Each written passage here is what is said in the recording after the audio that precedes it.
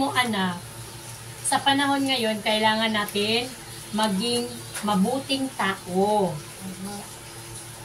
Tama, kailangan maging mabuting tao. Kasi yun na lang ang kailangan natin para mabuhay tayo ng mahaba. Kaysa lagi tayo may mga kaaway, no? Lagi tayong galit. Yes. Wow. Hindi wow. Ay di wow. Tama yan anak. Kasi, kung ikaw ay matapang, walang yang tao, so anong mangyayari sa buhay mo? Di marami kang kaaway, maraming galit sa'yo. O, paano ka? Kung hindi ka mo makisama, mayroon bang maawa sa'yo? Eh, paano kung magkaroon ka ng malaking problema? Sino ang matatakbuhan mo, di ba? Wala.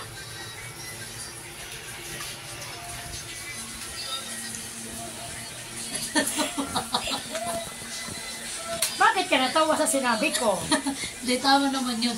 Pero kahit na anong problema naman na dumating sa'yo, may matatakbuhan ka pa rin. Yun nga lang, pangit yung pagtakbo mo kasi pamilya mo mabuperwisyo. Pag lagi kang may kaaway ka, marami kang kalaban, mahirap yun yung ganong sitwasyon. Kaya mas maganda na lagi nating panatilihin na maging mabuting tao tayo. Yes. Yun ang maganda doon. Wala, guys, natawa lang ako guys kasi masyadong seryoso yung usapan eh. Alam mo, hindi ko kasi alam kung mabait ako eh. Kaya nga, ngayon, kailangan talaga natin na panatilihin na ang ating ugali ay naandyan na yung pagpakumbaba.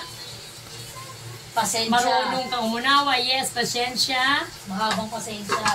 Marunong umintindi sa kapwa kahit kanino, lalo na sa partner mo, sino yung magiging asawa mo or mga anak mo, sino yung nakabahagi mo sa buhay mo or nakasama mo sa pamamahay mo, kung sino man yun ay kailangan ay hindi mo bigyan ng problema. Kung may problema, konting usap lang, di ba?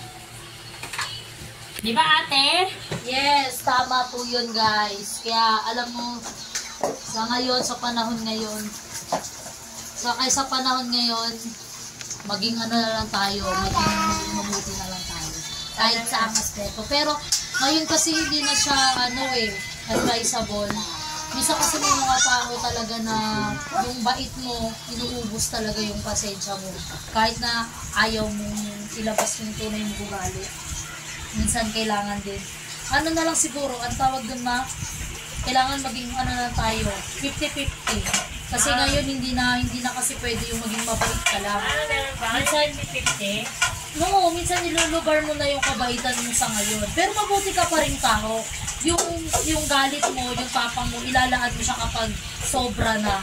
Di ba mga? Kasi kapag masyado kang mabait, nakakabuso ka eh. Uso ngayon yun. Pag mabait ka, nakakabusuhin ka. Pag matapang ka naman, di ba, hindi mo na talaga alam kung sa kalulugar. Pag sobra ka namang matapang, wala namang tatanggap sa'yo, wala namang ano sa'yo, kawawa pa rin yun ikaw magsasuffer niya yun. Kaya hanggat kaya natin magpakumbaba, maging mabait, kayanin natin. Pero hindi na kasi siya ngayon, sa panahon advisable ngayon, hindi na, ano na ngayon, kailangan marunong ka na rin gumanti. Pero in a good way, kasi alam mo na tinuwala kasi ako sa karma eh. Hindi ka naman forget gumanti ka, sasaktan mo yung tao, not usual ganun. Yung kumbaga parang balikan lang na karma. For example, hindi ko naman sinasabi, dati hindi mo siya malapitan, at this point ngayon lumalapit na siya sa'yo, which is good karma. Kasi pwede mo siyang tanggihan na, kasi dati tinanggihan ka niya eh. So ngayon, pag siya na yung lumapit sa'yo, pwede ka na rin tumanggi sa kanya. Maraming way ng paggante. Hindi naman pwede sinabi kong gante, pisikalan eh. Hindi naman sa ganun. Marami tayong way ng paggagante. May good way ng pagiging ng paggante. Kumbaga. Yes, power. Yan pala mga kapagsiw ang ibig sabihin ng aking anak.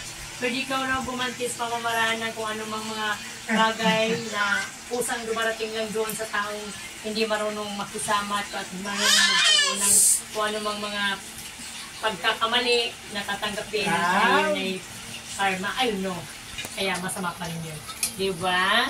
Mga kapagsiw, don't forget to subscribe my YouTube channel, Bebet Gabasa Paksiw Vlog. Thank you very much and good evening. Thank you very much. Don't forget to subscribe my YouTube channel, Bebet Gabasa Paksiw Vlog. Bye guys, kaya subscribe